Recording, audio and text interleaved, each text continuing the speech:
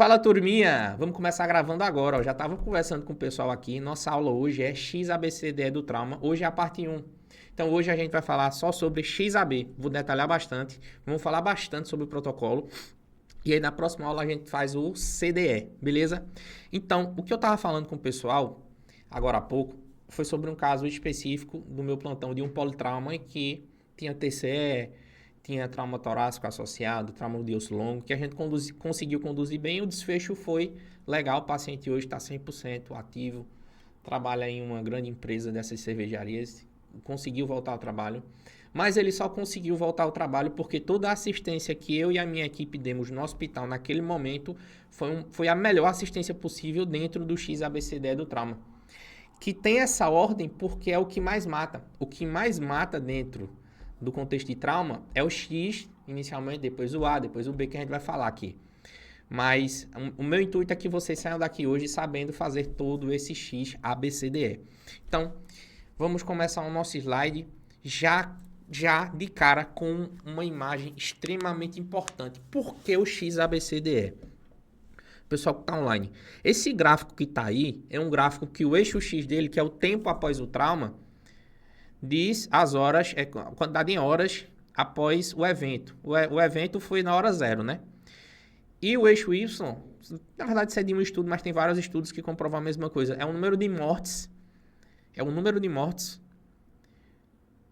em relação ao tempo. Então veja que antes da primeira hora, inclusive nos primeiros 30 minutos, é onde ocorrem as maiores mortes, que são mortes principalmente pelo XA. Pelo XA. O X é o quê? É hemorragia ensanguinante e o A é a perda do controle da via aérea. O paciente obstrui a via aérea e acaba entrando em parada respiratória. Então veja que se a gente que está aqui na aula, se você que está me assistindo, se a gente conseguir dar uma boa assistência para um paciente traumatizado, para um paciente politrauma, nessa primeira hora, veja que a gente já evita uma quantidade enorme, estatisticamente, de mortes. Umas mortes que são completamente evitáveis dentro do XABCDE. E aí depois o paciente vai ter as mortes tardias lá, que pelas complicações, pelo TEP do internamento, TVP do internamento que virou um TEP, por infecção, por um osso que criou uma osteomielite, enfim, quebrou e não cicatrizou, coisas desse tipo. Mas hoje, eu te garanto, se você souber fazer o XABCDE no seu plantão, no politrauma, ele escapa. Obviamente, se chegar em um time bom e se você tiver tempo e conhecimento para isso, tá? Eu preciso que vocês prestem muita atenção, que essa aula ela vai ser breve, mas ela vai ser muito intensa, vai ter muita informação, vai ter muito conceito que você vai ter que estudar por fora, mas aqui, inicialmente, eu tenho que te dar o caminho protocolar. De maneira geral, isso o pré-hospitalar já faz, que é o X. O X a gente está incorporando aqui no ATLS 11, 11ª edição, como uma parte do ABCDE. O XABCDE já é uma prática no pré-hospitalar. Por quê? Porque imagina, eu sou de SAMU, eu vou atender uma ocorrência, tem um paciente com uma fratura exposta ali, sanguinante, a primeira coisa que o cara do SAMU faz é o quê? Você que trabalha em SAMU sabe. Você vai tentar fazer uma compressão ali da ferida, um preenchimento, vai tentar fazer um torniquete, você vai tentar parar aquela hemorragia enquanto você faz as outras coisas. Isso foi incorporado no intra-hospitalar do ATLS 11ª edição, beleza? E lembrar do seguinte, existem alguns princípios que a gente precisa entender dentro dessa abordagem do XABCDE, que é, você trata primeiro o que maior ameaça a vida. Veja, imagine que você tem uma fratura de osso longo, imagina, ó, deixa eu falar com vocês aqui que estão online. Imagina, Luísa, Dacal, Bruno, Celina, que você, Ricardo, tem uma fratura de osso longo no seu plantão, em um paciente que se acidentou de moto e ele chega no seu plantão. Essa fratura de osso longo não é uma fratura exposta, é uma fratura que você vê que tem classicamente um desalinhamento, mas em relação à hemorragia sanguinante não tem. O que é que a maioria faz, Ricardo? Vanessa? Vai lá, conversa com o paciente, rapidinho, para ver a fratura, para ser da ortopedia e encaminha para a ortopedia. Mas lembre-se que a fratura do osso longo, a hemorragia que não é sanguinante, de maneira geral visível, ela só vai ser uma causa de mortalidade na letra E. Você precisa ativamente fazer o X, fazer o A, fazer o B, fazer o C, fazer o D, para quando chegar no E, você ver a fratura, entende? Então, assim, no C barra E, porque o C, enfim, a gente vai conversar sobre isso, né? Que é o C contempla ossos longos também. Mas o que a maioria faz é esquecer de coisas que são óbvias em relação à mortalidade. Então, a partir de hoje, turma, qualquer paciente que sofrer qualquer tipo de trauma que envolva 2 ou mais sistemas, vocês vão ter que encarar como politrauma. Uma batida, por exemplo, o cara estava ali e foi atropelado. Um atropelamento de baixa energia. Beleza. XABCDE. Ah, não, o cara caiu da escada, bateu a cabeça e a barriga. XABCDE. Ai, o cara foi espancado em via pública, enfim, bateram nele com um pedaço de pau. XABCDE. Ah, o cara tomou um choque, escorregou e caiu. XABCDE. Não importa o mecanismo nesse momento, turma. O que importa é que você precisa seguir o XABCDE, porque senão o cara vai morrer. Porque o que mais mata é o X, depois é o A, depois é o B, depois é o C, depois é o E. Beleza? Todo mundo até aqui entendeu inicialmente. Se você entendeu, digita sim no chat, tá? Por favor. Se você entendeu essa parte do XABCDE inicial, digita sim no chat, pra gente continuar. Beleza? Ó, e a ausência de diagnóstico definitivo não deve atrasar o tratamento. Isso quer dizer o quê? Muitas vezes na condução do politrauma você não vai ter o diagnóstico definitivo de algo, nem o diagnóstico certo, 100%. Mas você vai ter uma evidência daquilo e se aquilo for ameaçador à vida, você precisa agir, resolver, reavaliar e depois seguir, entende? Então você não vai esperar uma tomografia de tórax para fazer tal coisa, você não vai esperar, enfim, a gente vai comentar sobre tudo isso. História detalhada não precisa inicialmente, o que você precisa é fazer o XABCDE, sabendo que é um politrauma, e aí na avaliação secundária que você vai fazer a história detalhada, e sempre que você tomar uma medida X, Y, Z, qualquer medida que você tomar, você precisa reavaliar em seguida. E você só vai passar para a próxima etapa se você resolver a etapa atual. Por exemplo, Celina, Luísa, você tá aqui, o cara tá com hemorragia sanguinante. Aí você tá lá, fez a compressão da ferida, que a gente vai ver, que é a primeira linha. Tá comprimindo a ferida bem? Parou de sangrar? Parou. Agora você vai pro A. Fez o A lá e tal, não sei o que. Garantiu via aérea, estabilizou cervical, examinou todinho. Garantiu A, vamos pro B. Então você só parte para a próxima etapa quando a sua etapa atual você resolveu, beleza? Isso garante que você vai resolver tudo. Então vamos começar. Primeiro ponto é... Sempre que a partir de hoje você pegar um politrauma, você precisa lembrar que o primeiro ponto é o X. O X que é o controle da hemorragia exsanguinante, certo? Não é qualquer hemorragia, é a hemorragia exsanguinante. É aquele membro que está fraturado, que está sangrando, é aquela artéria que está com sangue pulsátil, enfim, hemorragia exsanguinante. E a hemorragia exsanguinante, ela é muito clara, ela é muito visível. Na inspeção visual você já flagra. Você precisa procurar, de maneira geral, no corpo do paciente, algum sangramento contínuo, algum sangramento ali que está em babação, às vezes não está em jato, mas está babando por ser venoso, mais um venoso alto volume, ou sangramento pulsátil. Observe se na maca do paciente tem algum local de acúmulo de sangue, ou pergunte em quem trouxe o paciente. Pergunte para quem trouxe o paciente ou para o pré-hospitalar se na cena tinha sangue e se tinha sangue onde era, justamente para nesse primeiro momento você ir lá e comprimir, tá? Lembre-se que infelizmente tem a hemorragia que é compressível e outras hemorragias não são, tá? Mas de maneira geral, nosso foco são hemorragias controláveis, hemorragias externas visíveis. Por exemplo, hemorragia intraabdominal você não vai ter como controlar. Você vai ver ali que o cara tá com equimose na barriga, mas você não tem como controlar no início. Por exemplo, você vai ver que o cara tá com equimose no tórax, mas você não tem como controlar no início. Como foi o meu caso, o cara tinha sangramento no nariz, embabação, e o cara tinha sangramento no ouvido, embabação. Eu não tenho como controlar um sangramento lá interno daquele. Eu não tenho como. Então, inicialmente, esse tipo de sangramento ele não é minha prioridade. A minha prioridade é o sangue, é o sangramento de alto volume visível, tá? Porque mata muito. Então, rapidamente você identificou e vai fazer alguma coisa, tá? Lembre-se, toda hemorragia volumosa é a sua prioridade na emergência. Ela deve ser tratada como uma emergência imediata. E existem algumas coisas que você pode fazer para essa hemorragia sanguinante no X. Existem algumas coisas que é o que eu vou mostrar aqui. tá? O que é que você vai fazer? A primeira coisa é a pressão direta da ferida, tá? Vamos imaginar o seguinte. Você tá de plantão, chegou um cara, colisão, carro-moto. O cara tava de carro, aí ele bateu o braço dele em algum objeto X e criou um buraco, velho, aqui. Fez um buraco que tá sangrando. E você vê que tá sangrando muito. Qual a primeira coisa que você vai fazer? Vai fazer uma compressão direta com gás estéreo, enfim, com compressa, enfim. Você vai chegar naquela região, limpar, identificar exatamente o ponto do sangramento, fazer uma bolinha de gás e pum, compressão direta, por uns 10 minutos ali. Lembre-se, como você é médico único na maioria dos plantões, você precisa que alguém te ajude com isso. Então, faz compressão aqui. Tu não vai esperar 10 minutos para depois passar para o ar nesse momento. Tu vai pedir para alguém comprimir essa região com toda a força que conseguir para que esse sangramento seja, pelo menos diminua o volume ou pare, tá?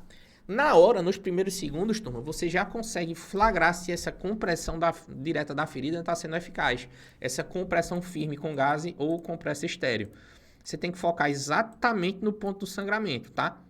Beleza? Aí, por exemplo, pele. E se a ferida ela for uma ferida muito profunda? Aquela ferida em que... Deixa eu colocar aqui até uma foto. Preenchimento da ferida, para você entender.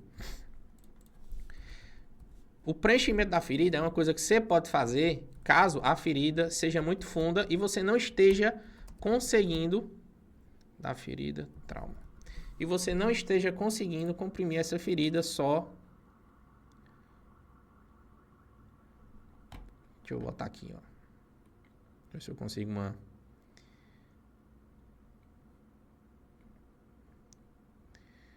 Depois eu mando para vocês. Que é o seguinte. Vamos supor que eu tenho uma ferida muito grande. Pum, tá um buraco aqui. Tá, no braço do cara. Através da compressão direta, eu posso não conseguir chegar exatamente na área onde está sangrando. Então, você vai pegar uma gaze ou uma compressa grande e você vai literalmente colocando lá dentro e vai empurrando até impactar. Quando impactar, você segura com força até parar o sangramento. Resumindo, você tá aqui o buraco. Pum, aí tá sangrando ali. Aquele buraco é fundo, profundo. Então, com compressão direta, você não consegue. Você vai pegar uma compressa grande, vai colocando lá dentro da ferida. 1, 2, 3, vai colocando. 1, 2, 3, 4. Impactou. Coloca mais um pouquinho e força. Beleza? Ok, então, o X, na hora do X, na hemorragia sanguinante, você só tem 3 coisas para fazer. Eu já falei de 2. A primeira é pressão direta na ferida. Beleza. Pele, pressão direta na ferida não está funcionando. Então, você vai fazer o preenchimento da ferida se ela for profunda. E uma terceira coisa que você pode fazer é o torniquete, que eu vou falar aqui. Mas é pressão direta, preenchimento da ferida e torniquete. Então, lembre-se disso aqui, ó. Em feridas profundas, você vai realizar o que eles chamam de tamponamento, que é o preenchimento, né? Que é introduzir a gaze ou introduzir a compressão na ferida para controlar o sangramento e manter essa pressão até a hemorragia parar, tá? Depois que ela parar, você faz um curativo compressivo, sem muito estresse. Só que aí tem a questão do torniquete. Veja, o torniquete, ele é uma ferramenta utilizada, mas ele é uma ferramenta utilizada principalmente para hemorragia de membros, tá? De locais em que a gente não conseguiu controlar com compressão direta e não conseguiu controlar com preenchimento da ferida, caso seja necessário, tá certo? Então, as indicações clássicas são sangramento que você não controlou no membro, hemorragia arterial em jato, principalmente em membros, então você precisa de uma compressão mais eficaz, tá certo? Amputações traumáticas, ou seja, às vezes o cara perdeu o braço, perdeu a mão e tá sangrando muito ali, você precisa fazer um torniquete para aquele sangramento parar. Ou em casos de risco iminente de morte, o cara já perdeu muito sangue, apesar do sangramento não ter sido grande, não estar grande naquele momento, se o cara já perdeu muito sangue, você tem que ir lá atuar e fazer o torniquete, tá? E lembrar disso aqui, turma, a gente pode até ver depois como é que faz torniquete e tudo, mas assim, quanto tempo fica um torniquete? Vocês que estão aí ao vivo. Deixa eu ver quem está ao vivo aqui. Quanto tempo fica um torniquete? Luísa, Dacal, Bruno, Celina, Clarice, Marcelo, Lorena, Vanessa. 4 horas? 2 horas? E aí? 4, 2, 3, 5, meia hora. Vê. Do ponto de vista de testagem, do ponto de vista de evidência, já existem relatos de 150 a 180 minutos de torniquete, certo? De maneira segura, 100% segura, 2 horas. 100% seguro. Você pode deixar 2 horas. E outra coisa, uma coisa que eu vou falar até aqui agora, ó, que eu vejo que a galera erra muito. Nesse torniquete você vai fazer, você precisa lembrar que, primeiro, você tem que posicionar ele 5 a 6 centímetros acima da lesão. Então, vamos supor, se a lesão é aqui no braço, nessa região, você conta, vamos supor, amputação traumática nessa região aqui, ó. Você conta 5 a 6 centímetros para baixo e faz o torniquete. Pum. Certo? 5 a 6 centímetros para baixo. Pum. Beleza. Então, 5 a 6 centímetros para baixo eu faço torniquete, né, pele? É. Lembrar que você tem que evitar a articulação para não lesionar nervo e o torniquete ser ineficaz por conta do movimento. Você vai apertar muito. Apertar até o sangramento parar.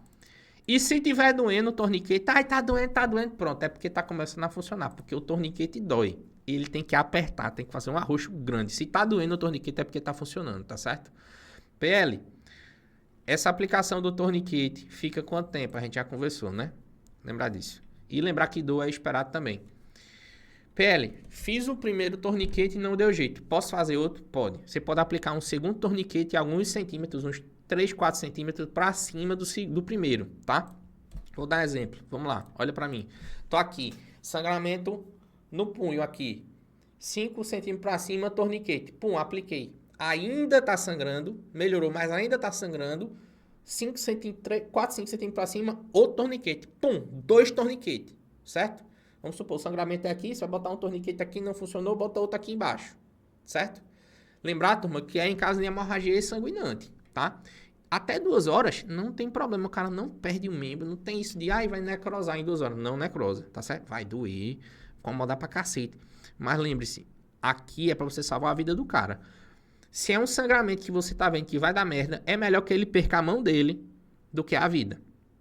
Não é isso? É melhor ele viver sem a mão do que ser enterrado com as mãos tudo e com as pernas, né? O que é que você preferia? Você que tá assistindo ao vivo. Você preferia ser enterrado com as mãos e com as pernas tudo ou sobreviver sem uma mão? Veja, eu prefiro sobreviver sem uma mão. Não sei vocês.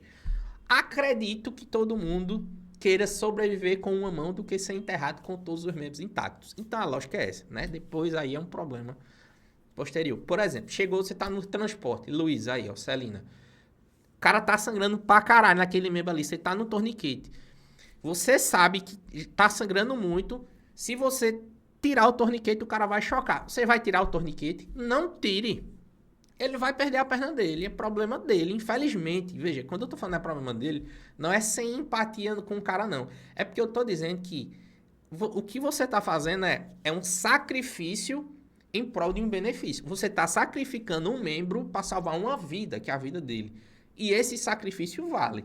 Na medicina não tem nada 100%. Em diversos momentos a gente vai ter que optar por uma coisa ruim para evitar uma coisa pior do que a coisa ruim, que é essa lógica, entendeu? Então lembre-se disso. Você pode fazer um segundo torniquete, tá certo? Em relação ao tempo do torniquete, de maneira segura, 150 minutos a 120 minutos é uma medida segura. Até 180, até 3 horas, já tem descrição bibliográfica, tranquilo. Mas se você quiser se apegar a literalmente protocolos, a maioria dos protocolos 120, 150 minutos é aceitável, tá? E não é para afogar o torniquete, tá? Não é para afogar o torniquete. Lembre-se, assim que você aplicar o torniquete, registra o horário do torniquete exato. Agora, 18h32. Torniquete aplicado 18h32, para você ter a hora exata daquele evento ali, tá? E não é para afogar o torniquete. Isso que eu tô falando é porque eu já vi muita gente falando isso na internet e não é uma conduta boa, tá certo? Não se folga torniquete. Não folga. Aplicou, acabou-se. Só vai tirar no centro cirúrgico. Quando o cara lá, assim, teoricamente, né? No bloco cirúrgico, se for uma fratura exposta, coisa do tipo, tá? Você só folga depois desse tempo aí. Se for o caso de folgar, se não, vai deixar. Beleza? Galera, em relação ao X... Era isso que eu queria falar com vocês. Deixa eu ver se tem mais alguma coisa. Não, tem não. Ó, em relação ao X, era isso que eu queria falar com vocês. Deu para todo mundo entender o X? Se todo mundo entendeu, digita assim no chat. Existe risco de trombose se aplicar torniquete de forma errada. Veja, o torniquete sendo aplicado de forma errada, o que ele pode ocasionar são algumas coisas, né, tio? Uma síndrome compartimental pode ocasionar, que é uma coisa que acontece às vezes com o paciente de politrauma com estricação prolongada do veículo. Ele fica muito tempo com a perna presa. Quando tira, a perna já sai toda fria, roxa, empastada. Pode acontecer. Trombose pode acontecer? Pode, pela estase. Pode sim acontecer. Mas não é porque é aplicado de forma errada não, Vanessa. É porque realmente é um risco inerente ao procedimento. Tanto a síndrome compartimental, quanto a necrose do membro, quanto a trombose, são riscos, tá? Mas que até 2 horas você tem que esses riscos eles são menores, certo? São até 150 minutos, na verdade. Você tem que esses riscos são menores, tá? A partir daí começa a ter mais risco. Mas, novamente, em uma situação de vida ou morte, você vai segurar isso aí, sabendo que vai necrosar, que o cara vai perder o membro, infelizmente. Mas que se é o caso, é isso que você vai fazer. Beleza? Todo mundo entendeu, né? O X, vamos pro A? Então, beleza. Então, aqui é o seguinte, resumindo, o X, tu chegou. X, como? O cara politrauma chegou, pá. Como é que você vai fazer? Olhando o X, você já vai... Tem hemorragia sanguinante, deixa eu dar uma olhadinha geral nele aqui. Já olha perna, olha braço, olha tórax, olha barriga, abdômen, pescoço, tem não. Não tem nenhuma hemorragia. Doce, tem alguma coisa? Não, tem não, pô. Não tem hemorragia sanguinante. Ou então tem. Tem, beleza. PL disse que a primeira coisa é compressão direta. Aí, presta atenção, ó. Compressão direta da ferida. Pum, tô comprimindo, não tá funcionando. É porque a ferida é profunda. A ferida sendo profunda, o PL disse que eu preencho. Eu pego uma gase grande, uma compressão grande e vou botando lá dentro. Boto, parou o sangramento, aperto até parar. Peço para alguém ficar apertando aqui e vou seguir com o meu ABCDE. Ou, se é um sangramento pulsante que você queira fazer um torniquete, ou que dê para fazer um torniquete, ou um sangramento que você não está controlando com a compressão nem com o preenchimento, torniquete. Primeiro torniquete 5 centímetros abaixo da lesão, aperta bem se doer porque está funcionando. O primeiro torniquete não funcionou, bota o segundo torniquete uns 4, 5 centímetros abaixo do primeiro torniquete. E aí tudo certo, beleza? Se você entender o X, digita X no chat, que a gente passa pro A. Vai lá. Lembrando que o torniquete fica 120 a 150 minutos e você não vai folgar. Se você entendeu, digite X. A gente vai falar XAB hoje, tá? Porque se eu vou falar XABCD vai demorar umas 3 horas, 2 horas, sei lá. Então hoje é só X, beleza? Vamos pro A. Beleza, pele, tô conduzindo politrauma. O X foi, não é? Beleza, vamos pro A. E uma coisa importante, turma, vocês que estão online e para quem está assistindo depois, é o seguinte. Lembre-se de que você precisa informar a equipe que está chegando um politrauma, caso você receba um politrauma. Então, esse informar a equipe é basicamente quem? O raio-x para ir no leito, se você tiver um raio-x no leito. O pessoal do laboratório, que você vai coletar os exames. E o pessoal da enfermagem, para pegar acesso, monitorizar, tudo isso, né? De preferência, se você tiver como, desliga o ar-condicionado da sala se for um politrauma grave mesmo, porque tem uma grande chance de hipotermia. Mas, de maneira geral, quando você recebe um politrauma, a galera já tá ligada, né? Vamos para o A. 1, 2, 3, voltando para o slide. O A mata muito, mata tanto quanto o X. Porque o X, por que é que o X mata mais? É porque a maioria morre do X na hora do trauma. Mas quem não morre do X, morre no A, que é via aérea. O cara obstrui a via aérea, seja por sangue, seja por secreção, seja por corpo estranho, seja por rebaixamento do nível de consciência, perdendo o tônus da musculatura orofaringe, então ele sempre morre no A. Paciente que morre muito no A. No A, que é basicamente A de airway, coluna cervical, é via aérea e restrição da coluna cervical, são duas coisas, não esqueça. Em relação a você tem que fazer algumas coisas. Vamos lá. Vamos supor que você está fazendo a avaliação do paciente, você está conversando com ele. Então, se ele está conversando, se ele está verbalizando, se ele está se comunicando com você, isso significa que ele está com a via aérea pérvia. Ok, massa. Porque se você não está com a via aérea pérvia, se não está passando ar, você não tem como falar. Você só fala se estiver passando ar, tá? Beleza. E nesse momento, mesmo que ele esteja falando com você, você precisa abrir a boca do paciente para examinar. Por quê? Você vai retirar um corpo estranho, se tiver, você vai aspirar uma secreção que tenha, entende? Então, nesse A, você precisa fazer isso, beleza? Tranquilo. Lembre-se que, logo ao conversar com o paciente, você já pode flagrar alguns sons anormais. Por exemplo, o estridor. Quem não lembra o que é um estridor, bota no YouTube, que só o que tem é som de estridor. Que é uma obstrução de viária superior, de laringe, a obstrução mais alta. Se você escutar qualquer som anormal, seja ronco, ronco significa o quê? Quem ronca é porque cai a base da língua e perde o tônus da musculatura orofaringe ou tem muita secreção, é por isso que você ronca. Então, quem ronca é porque perde a patência da via aérea. Não é isso? Não é isso? O que é a apneia do sono? O que é a apneia do sono? Você está aqui e você entra em apneia de madrugada porque a sua musculatura orofaringe e a sua base da língua caem. Pum. Aí obstrui sua via aérea. Aí você entra em apneia porque obstruiu a via aérea. Obstruiu a via aérea, você começa a dessaturar, aí você acorda saturando 80%, 75%, né? Então, você, de noite, pessoas que têm apneia do sono, perdem a patência da via aérea. Por isso que é um caso grave, velho. Por isso que tem gente que desenvolve hipertensão, isso daí, estresse crônico, aumenta cortisol, enfim, dano neurológico, tudo isso porque o cara obstrui a via aérea quando ele dorme por conta da apneia. A mesma lógica no trauma.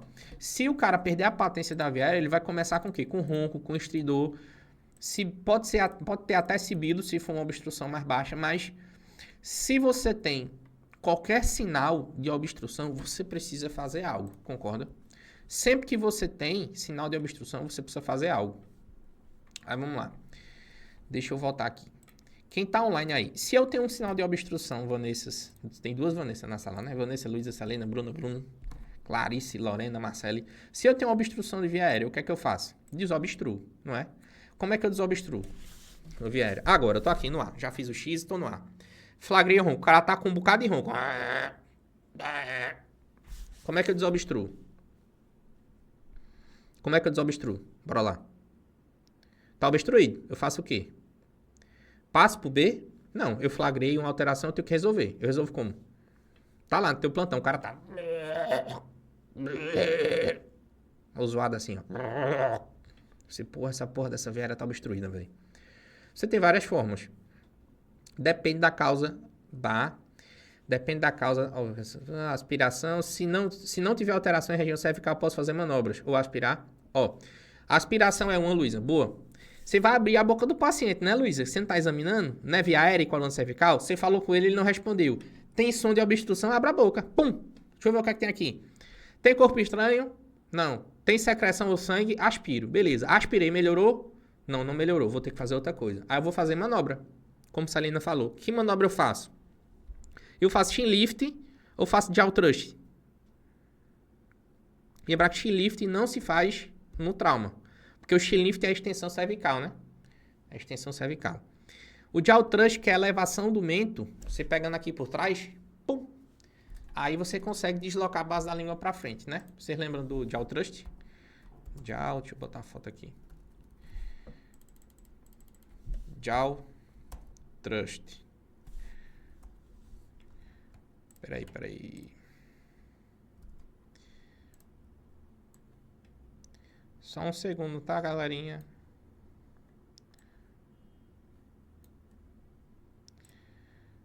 Deixa eu colocar aqui. Vou botar um jaw thrust para vocês verem como é aqui.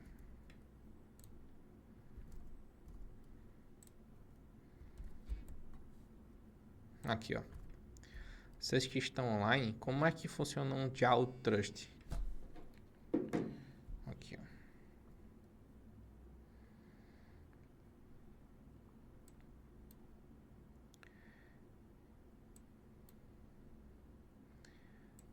Aqui, ó. Esse daqui é o jaw thrust, certo? Você não mexe no queixo do paciente. Isso que ele fez é errado, tá? Isso aqui ele fez é errado, de mexer no pescoço. É só pegar atrás do mento, aqui na região da mandíbula, e deslocar para frente, tá? Aqui, ó. Desse jeitinho aqui, tá? Pega atrás e desloca o queixo para frente. Faz como se fosse aquele movimento. Deixa eu botar aqui. Deixa eu voltar para mim aqui. Só um segundo. Só um segundo. Estamos ao vivo. Por isso nós temos essas dificuldades técnicas, assim. Você vai literalmente fazer isso aqui no queixo dele, ó. O queixo dele tá normal, você vai deslocar para frente, ó. Ele fica assim, ó. Aqui por trás. Pum! Aí a base da língua vai para frente, beleza? Então você faz o Jaw Thrust para ver se resolve, não é? Beleza. Fez o Jaw Thrust, melhorou, beleza. Você tá ali, fez o Jaw Thrust, melhorou.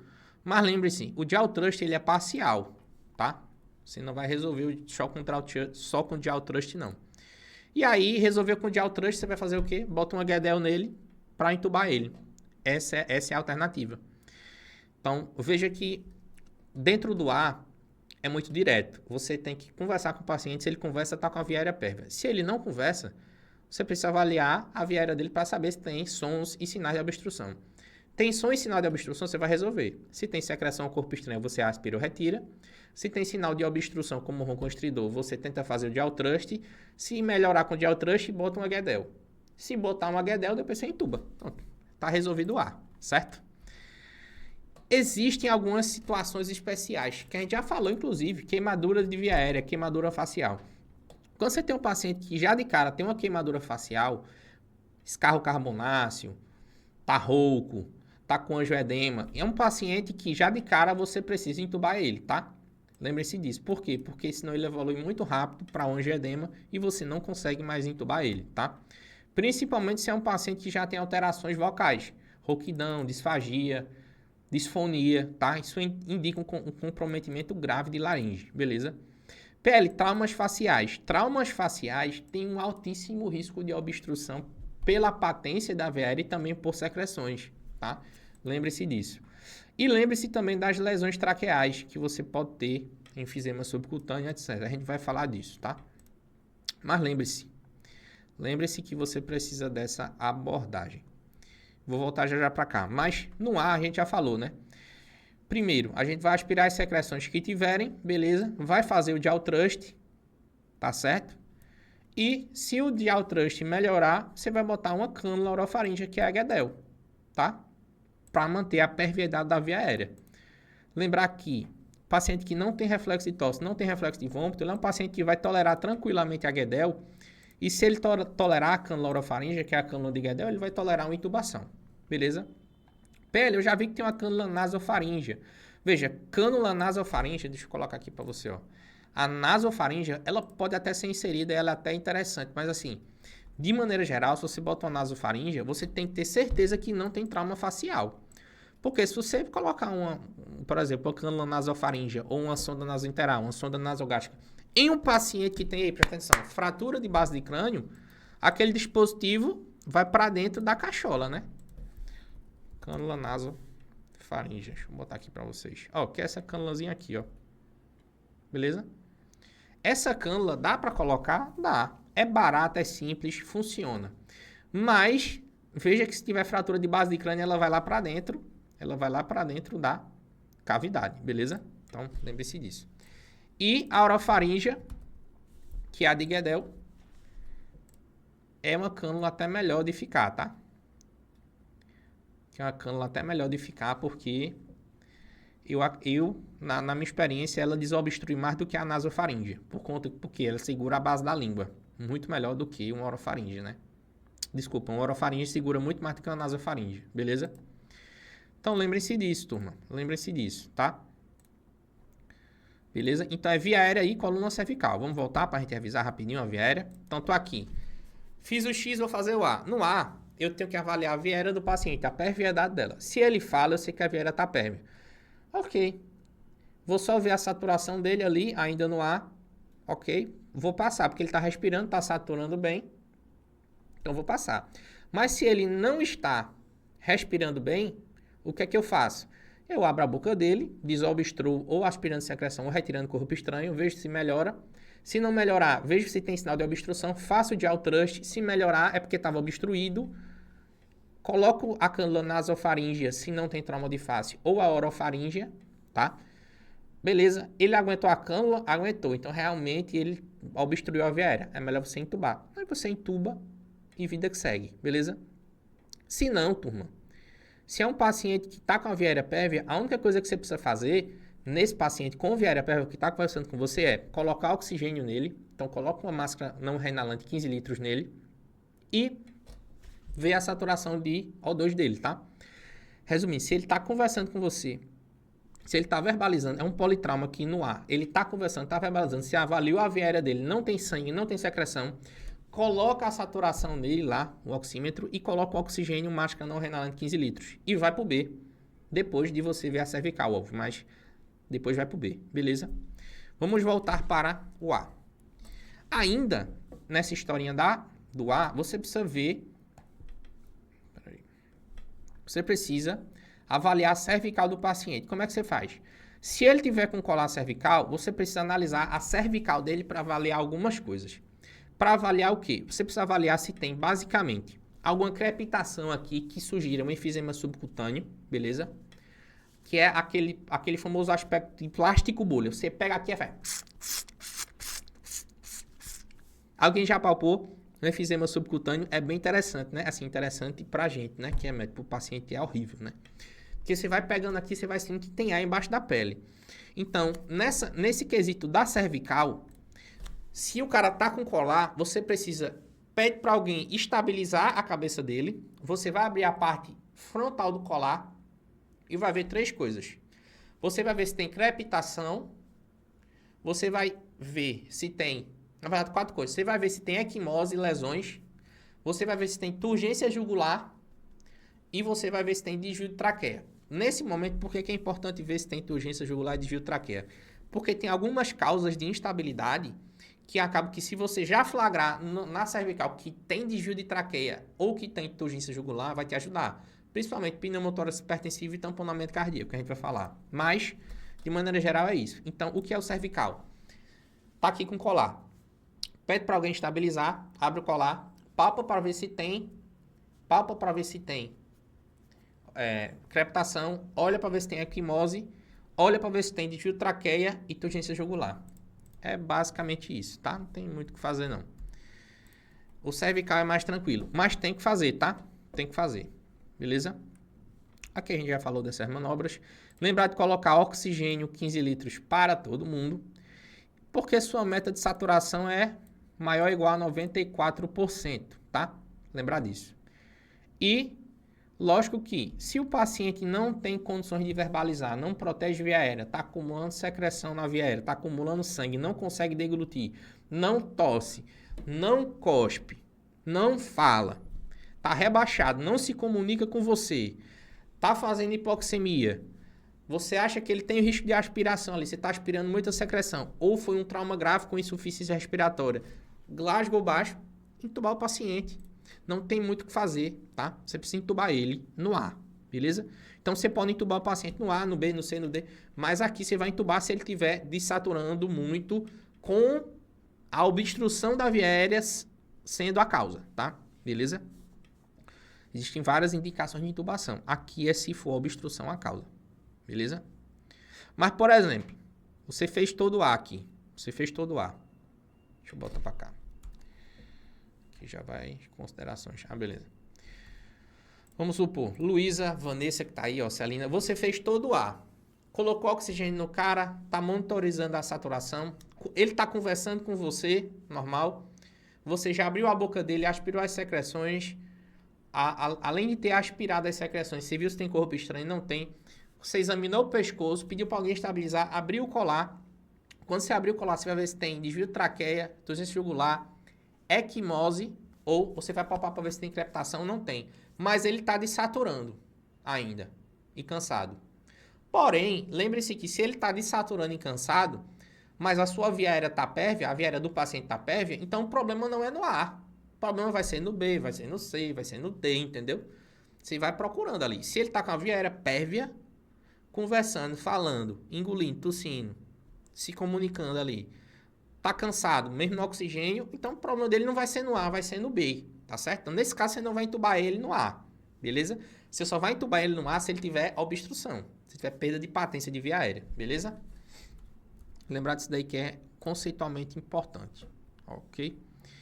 Lembrar que, num contexto de trauma, as melhores medicações para você usar são etomidato ou cetamina como hipnótico e rocurônio como bloqueador. O resto não é bom, porque tem algum impacto hemodinâmico ou efeito colateral.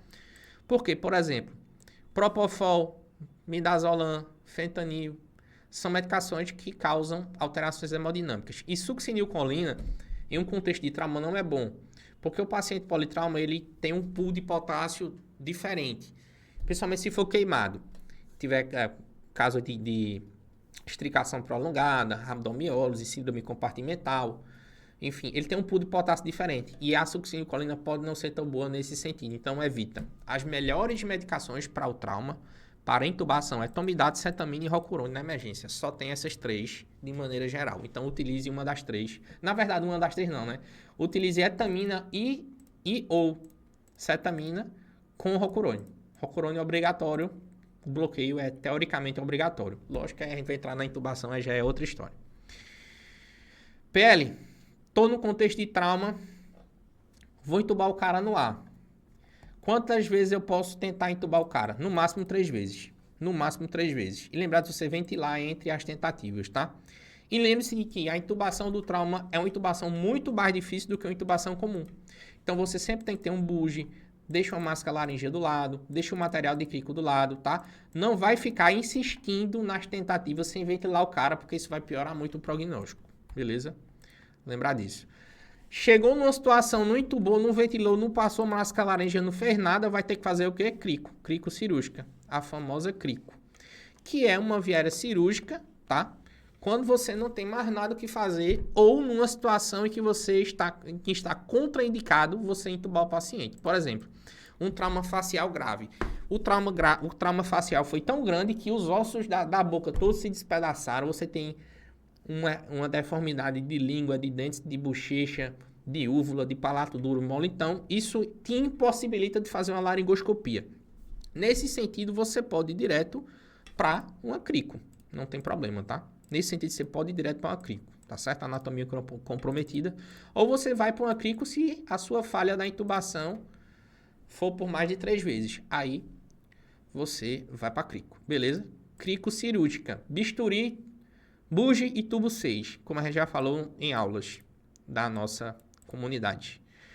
Lembrar que você não faz... Ó, Luísa que trabalha com pediatria aí, ó, o pessoal que trabalha com pediatria. Você não faz crico por punção em paciente menor que 12 anos, tá? Por questões tireoidianas e da cartilagem lá, beleza? Então é isso A. O A, em relação ao A, é isso. Vou resumir o A. Resumir o A em 1 minuto. 1, 2, 3, olha pra mim. Pum. Você tá lá, você vai botar oxigênio no cara. Depois de botar oxigênio, você vai avaliar a saturação dele e vai conversar com ele. Se é um paciente que tem a via aérea pérvia, se ele está conversando, falando, não tem secreção, não tem corpo estranho, tudo bem, tudo certo, via aérea pérvia. Mas pode ser que ele não tenha a via aérea pérvia. Ou seja, você vai abrir a via aérea dele para ver se tem sangue ou secreção. Tendo sangue ou secreção, você aspira. Tendo um corpo estranho, você retira. Se ele apresentar algum ruído diferente, um ronco, um estridor, saiba que aquela via aérea provavelmente está obstruída. Estando obstruída, você vai fazer o jaw thrust, que é anteriorização do mento para desobstruir. Funcionou? Funcionou. Ok, se funcionou é porque a base da língua está caindo. Coloca um Agedel nesse paciente e vai programar a intubação. Colocou Agedel, vai organizando a intubação, beleza, intubou. Resolvi o A.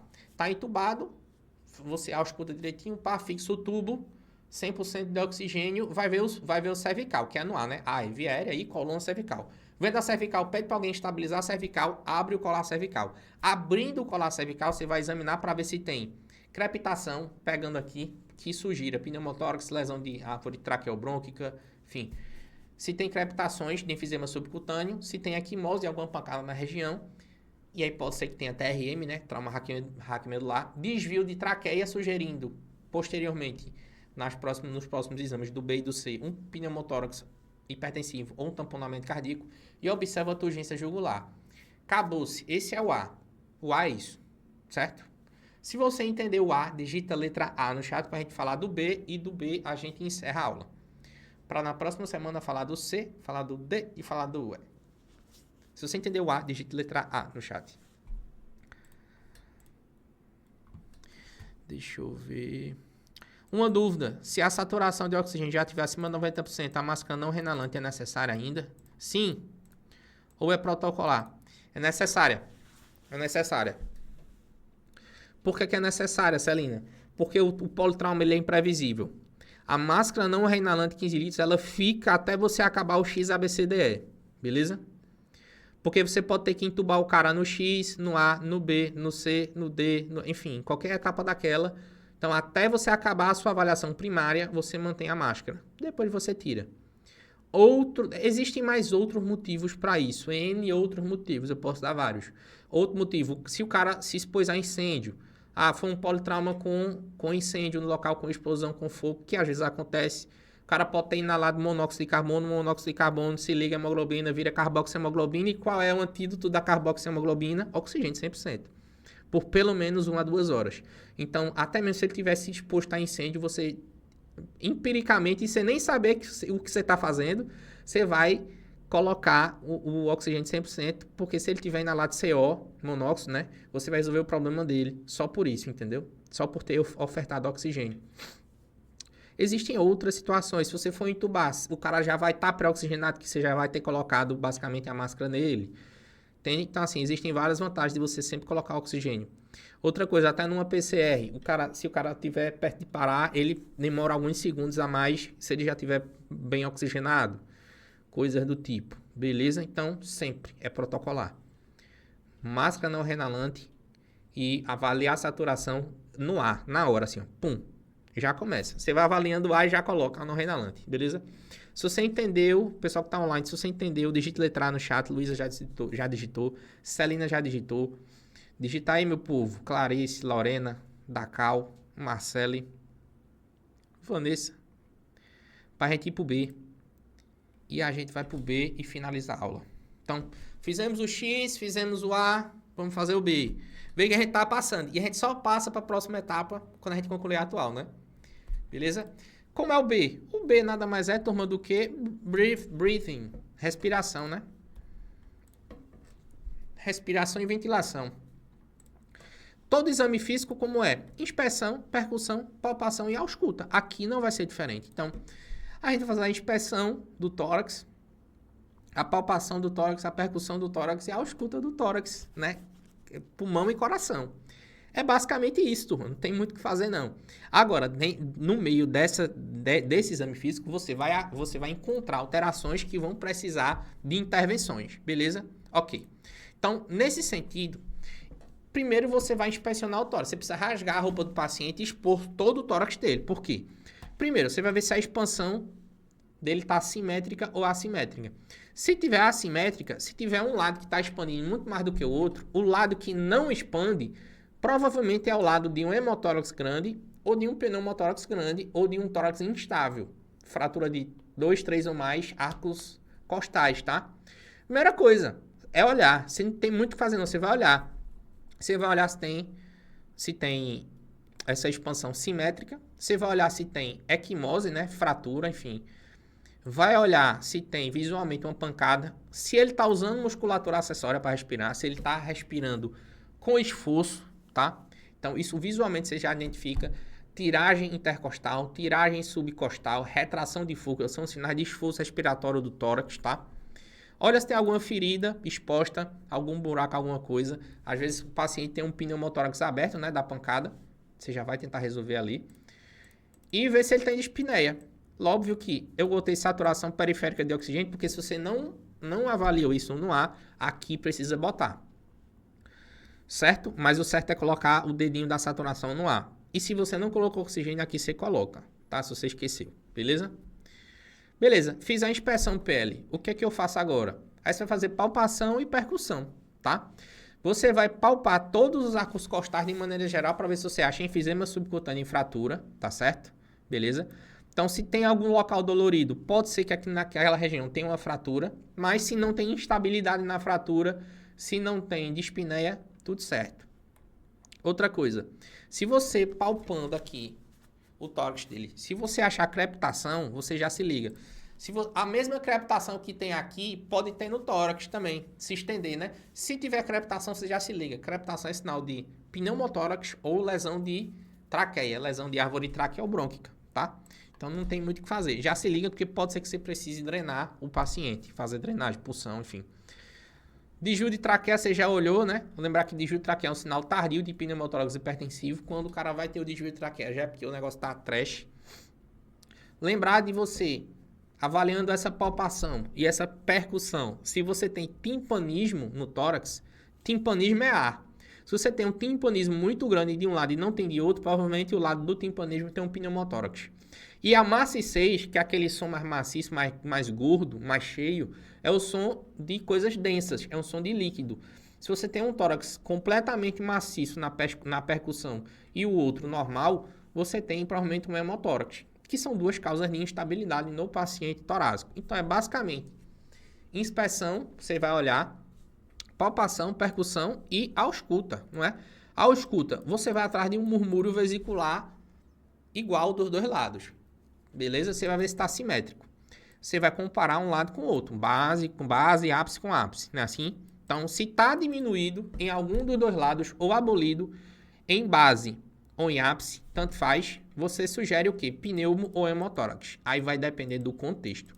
Se você tem, por exemplo, um paciente que já tem crepitação na palpação e o tórax direito dele, por exemplo, está com a ausculta diminuída, opa, aí é pneumotórax.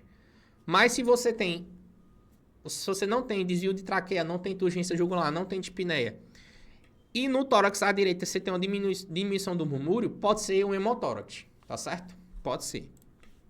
Beleza. E aí, nesse sentido, a ausculta é basicamente comparar um lado com o outro e determinar qual dos dois lados está acometido.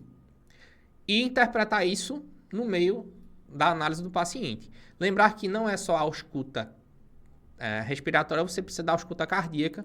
Basicamente, você precisa analisar as bolhas, se as bolhas estão abafadas ou não. Se está abafada, pode ser tamponamento, se não está, esqueça. Beleza?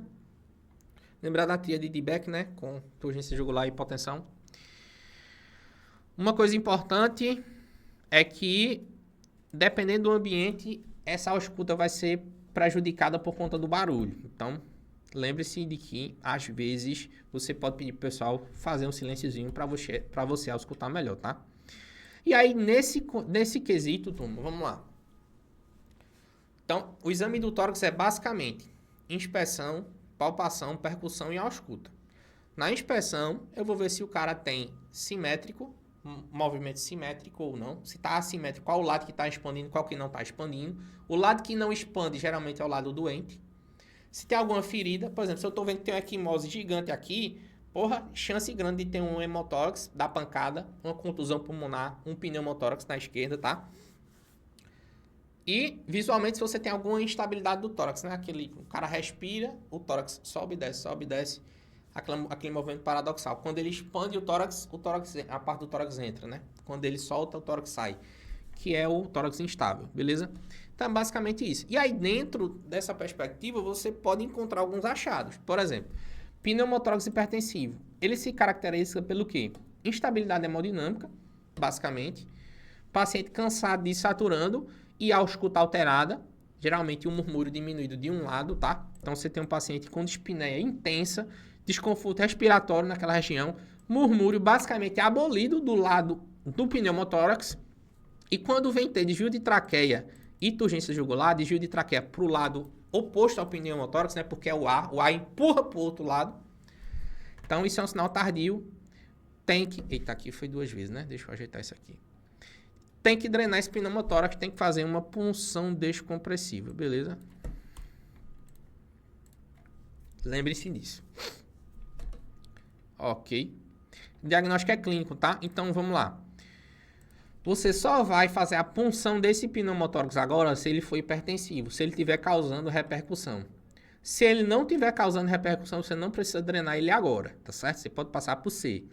Se é só alteração da ausculta por mais nada, seja cardíaca, seja respiratória, só alteração de escuta, sem nenhuma repercussão de saturação, de dispneia, de nada, você pode passar. Sem turgência jugular, sem desvio de traqueia, sem cansaço, sem saturação, você pode passar. Mas se tem alteração hemodinâmica ou respiratória, tem que funcionar, beleza? Esse pneumotórax aqui. Beleza. Lembrar que esse pneumotórax hipertensivo, você vai primeiro fazer a descompressão com gelco 14, aquele gelco mais grosso. E depois que você fizer a descompressão, que aliviar o pneumotórax, você vai fazer a drenagem em selo d'água, a drenagem pleural, a drenagem torácica mesmo. Depois da punção, tá certo? Depois da punção com gelco, beleza? Por quê? A punção com gelco, a função dela é tirar o cara é tirar o cara da instabilidade hemodinâmica. Já teve altos casos comigo. O que mais me marcou foi uma pessoa conhecida minha que trabalha comigo fez um pneumotórax, velho, espontâneo no meu plantão. E aí, na hora de remover essa pessoa, ela instabilizou. Ela cansou e fez dessaturação. Fez dispneia e dessaturação. Sinais de instabilidade. Fiz a punção com gelco, ela melhorou. E aí depois deu para remover com material de selo d'água, né? Com a drenagem. Mas assim, se é um pneumo sem repercussão, tranquilo. Não precisa fazer a descompressão, não. Mas se tem repercussão hemodinâmica ou respiratória, precisa fazer a punção. Beleza? E fez a punção, você vai tirar o cara da urgência. Ele vai deixar de ser um pneumotórax hipertensivo para ser um pneumotórax normal. E aí depois você faz a drenagem em selo d'água, beleza? Depois da drenagem, depois da punção, você tem que avaliar se a punção funcionou. É sempre faz, reavalia. Fez a punção, você vai reavaliar se ele melhorou.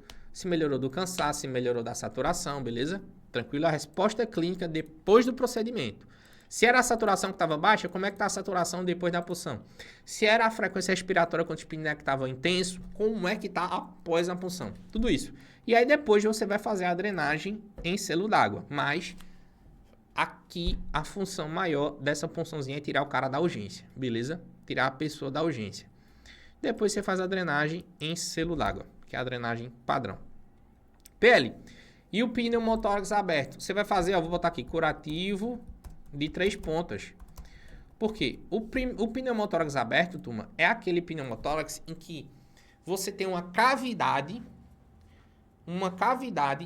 comunicando com o espaço pleural com mais de 2/3 do diâmetro da traqueia. Aí isso faz uma ferida muito grande que vai ficar tendo fluxo de ar. Você precisa fechar, fazer uma válvula unidirecional ali naquele pneumotórax aberto. Acontece mais com o quê? Com lesões por arma branca ou uma batida muito grande. Tipo, o cara leva uma facada aqui no tórax. Aí a facada fica um rombo assim, ó, tá a facada. E aí esse rombo, o diâmetro vai ser maior do que o da traqueia, mais do que 2/3 da traqueia. Aí vai começar a ir fluxo de ar por ali quando o cara puxar o ar e soltar. Quando ele puxa o ar, que ele expande o tórax, ao invés de entrar pela boca, vai entrar pelo buraco aqui que é maior. Aí dá essa treta. O que é que você vai fazer em um pneumotórax aberto? Primeiro, curativo de 3 pontas. Não tem muito o que fazer, não. Você bota um papel em cima, um plástico, e fixa 3 pontas, tá? Curativo de 3 pontas é assim, ó. Deixa eu ver se tem uma foto aqui.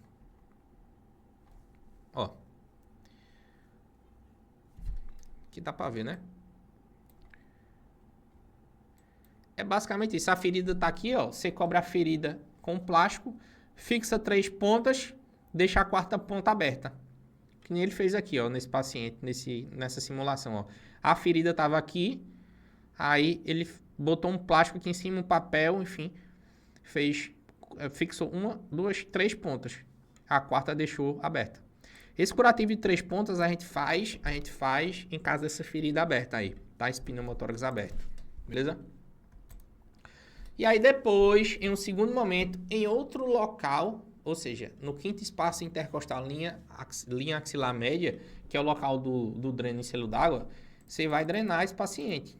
Mas primeiro você faz o curativo de 3 pontas, tá? E por que eu faço, Vanessa, Luísa, Celina, um curativo de 3 pontas? Porque como esse orifício é muito grande, quando o cara expande o tórax, o ar entra por ele ao invés de entrar pela traqueia. Aí por que o de 3 pontas? Porque o de 3 pontas ele faz uma válvula unidirecional. Quando o cara solta o ar e faz uma forcinha para soltar o ar vai sair e quando ele for inspirar, que vai expandir o tórax, o curativo vai fechar o buraco para não entrar ar pelo buraco, entendeu? Aí faz uma válvula unidirecional, evitando com que você aumente o pneumotórax, ou seja, você vai diminuir o pneumotórax a partir de então. E aí depois você insere o dreno torácico. Lembrar que você não vai inserir o dreno no local do pneumotórax aberto, não. É no local da punção mesmo, que é o 5º espaço intercostal, linha hemiclavicular. Ou, desculpa, linha axilar média, tá? Beleza? Deixa eu ver se tem o que mais aqui. Hemotórax maciço. Galera, hemotórax maciço é qualquer hemotórax que cause instabilidade hemodinâmica. Aqui embaixo tem uma definição, que é o seguinte. No ATLS 10, cadê? Deixa eu ver quem tá online aqui. Os guerreiros que estão online. Luísa, Celina, Clarice Eduardo, Lorena, Marcelo, Psiquimed, Vanessa. Ó, galera que tá online. A 10ª edição, ele dizia que que hemotórax maciço era o cara que drenasse sangue mais do que 1.500 ml de cara ou mais do que 200 ml hora. Isso era hemotórax maciço.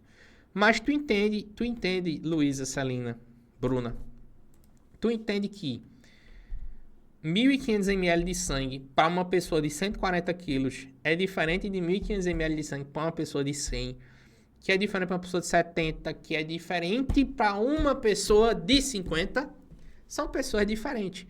1.500 ml de sangue para uma pessoa de 50 quilos é uma volemia absurda. Enquanto que para um cara de 140 quilos é muito sangue, mas não é uma volemia absurda como é para uma pessoa de 50 quilos. Então, por isso que o ATLS, 11ª edição, ele atualizou essa definição, que basicamente em hemotórax maciço vai ser um hemotórax que tenha repercussão hemodinâmica, beleza? Esse é um hemotórax maciço. E você precisa drenar ele, drenando em selo d'água também, tá? Você precisa drenar ele, porque ele prejudica a respiração. O dreno maior do que um dreno de 24 French, tá? Maior ou igual a 24, o drenozinho tem que ser um dreno mais calibroso, para garantir esse escoamento desse sangue aí, tá? E tem que saber quanto é que tá saindo. Lembrar que essa drenagem inicial, que eu falei de 1.500 ml de cara ou mais do que 200 ml hora, era uma definição da 10ª edição, que agora nada mais é do que hemotórax que causa instabilidade, tá? Então é sempre assim, inspeção, percussão, palpação e ausculta, beleza? E se tiver lesão de árvore traqueobrônquica, né, que é bronca, aí não tem muito o que fazer. Você pode até drenar o pneumotórax, mas o escape aéreo vai ser muito grande pelo dreno, de modo que você pode inserir um segundo dreno torácico, se você tiver uma fístula muito grande. Mesmo assim, pode não dar jeito e você precisa correr, porque esse paciente precisa de uma abordagem dessa árvore traqueobrônquica, tá? Mas pode acontecer. O único exame complementar que nós temos nessa parte até aqui é o raio-x de tórax. Ele é obrigatório. Então, vamos lá. Existem exames que no ATLS são obrigatórios. De imagem, são 3, certo? Raio-x de tórax. Obrigatório assim, se você tem, né? Óbvio. Raio-x de tórax, raio-x de pelve e o ultrassom FAST, né? Passar na barriga o ultrassom, que a gente vai ver. Mas, de maneira geral, assim, é o primeiro exame complementar que a gente tá falando até aqui. O primeiro exame é o raio-x, tá? Precisa avaliar a fratura, avaliar hemotórax, avaliar pneumotórax, avaliar coração, avaliar parte moles, né? Enfim, beleza? E, deixa eu ver se tem o que é que tem mais aqui para baixo. Lembrar de você não atrasar suas condutas para esperar nenhum exame, tá? O ATLS, ele frisa muito isso aqui. Tá percebendo alteração, vai, executa a intervenção, depois reavalia e assim sucessivamente, beleza? Ok. Lembrar que exames são ferramentas de apoio. A clínica é soberana, ok? Então, B é isso. Para a gente resumir, B. Inspeção, primeiro eu vou olhar o tórax, ver se está simétrico ou não. Estando simétrico, tranquilo. Não estando simétrico, qual o lado que não está expandido? Eita, pele, é o lado direito que não está expandindo, beleza. Tem alguma ferida naquele lado direito ou esquerdo? Não. Tem alguma instabilidade costal? Não. Vou fazer percussão e palpação. Na percussão eu tenho maciçez ou hipertimpanismo do lado direito, que está diferente do esquerdo. Ou seja, o esquerdo está normal. Se na direita está hipertimpânico, opa, pneumotórax. Se na direita está maciço, opa, hemotórax. Beleza? Palpação. Estou palpando enfisema subcutâneo, palpo fratura de arco costal do lado direito, que me sugere uma pancada grande daquele lado. Não, tranquilo, beleza. Ausculta, como é que tá? Cardíaca tá normal? Tá normal. Tem bolha abafada? Tem. Pode ser tamponamento se tiver instabilidade hemodinâmica.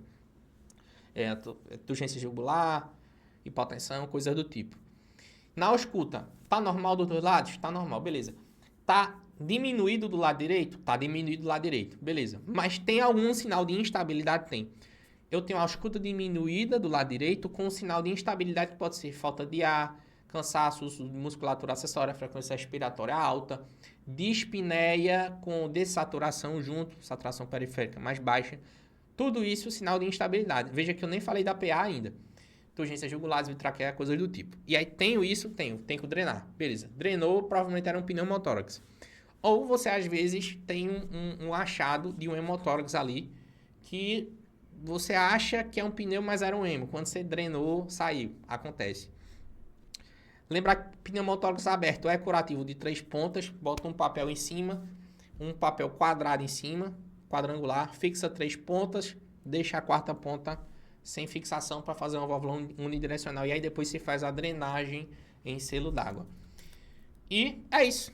Acabamos com o B, né? Documenta tudo certinho. Lembrar que sempre que faz, reavalia e aí passa.